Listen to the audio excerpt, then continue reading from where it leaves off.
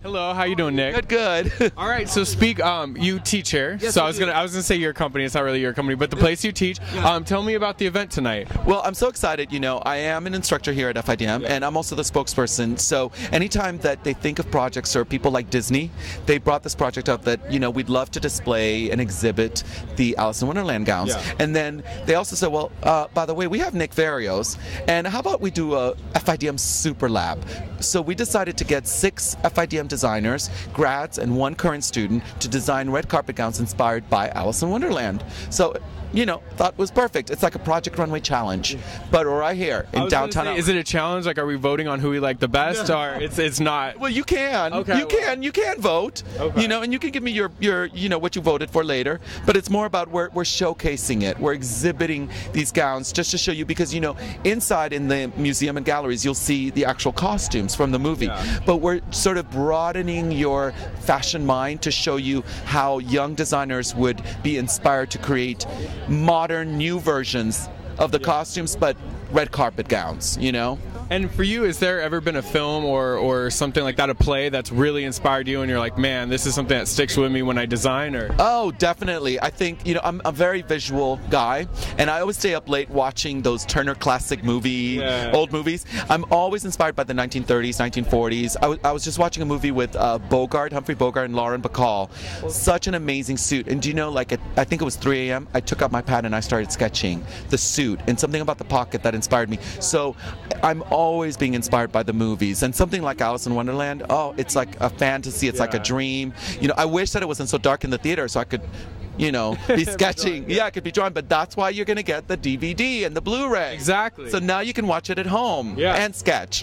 And you do a bunch of different things. Do you like hosting runway shows? Is that something? Because you're a funny guy. Do you throw in comedy when you're describing the clothes, or? No, well, we'll see. But it's funny. I do a lot of events. I've done a lot of events for Macy's. Been traveling all around the country hosting events for them, and everyone always says, "You're so funny. You should be at the Comedy Store." And I'm like, I think that's a compliment. I don't mean to be funny, but you know, I just want to entertain people. You know, you don't want people to be bored. You know, but here's the deal: when I did Project Runway, right after the show started airing, you know, I expected like billionaire backers to be like, "I want to give you $1 million to fund your line." That didn't happen. What happened is soon after they said, we want to send you to Torino, Italy to talk about the figure skating Olympic costumes. We want you to do red carpet. We want you to do TV Guide Network. We want and still be you, still be a designer, and give your instructor designer viewpoint. So it just happened. I didn't plan on being funny or hosting, but I love doing it. What a surprise. I like being on stage. And how are you balancing everything? Because you're obviously, we just heard that you designed for Miss Universe, and you know, you're hosting, you're doing things like this. How do you make it all work, and what's kind of your favorite to do? Oh, you know, I love actually just being at my pattern table, draping and doing the gowns. You know, but I love sort of putting out my brand and being out there with the people and meeting that 13-year-old girl who might be a Nick Verreos customer when she turns 30.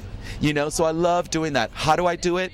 I have people that help me, and assistants that help me, but I'm very controlling, so I like to do everything.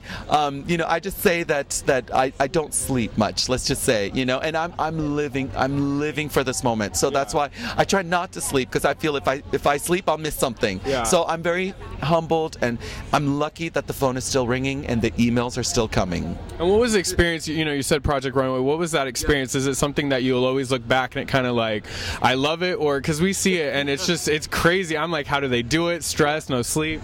I have to tell you that all that I've done, I've been working in this industry for 15 years before I applied for Project Runway. It was sort of a test for it. So when they asked, you know, you have to make a gown in 8 hours, I was like, shut up. I'm like, I'm filing my nails, honey. Resting for 3 hours. Okay, right? But so it was, for me it was great. I have to tell you, it was 30 days non-stop. We never got a break. That's a little secret, you know? Shh, don't tell anyone. And it didn't faze me while I was there doing it. It was when we stopped. When I stopped and when I got the Auf Wiedersehen, and I had to go home and then wait 6 months before the show aired. That's when the Imodium AD kicked in.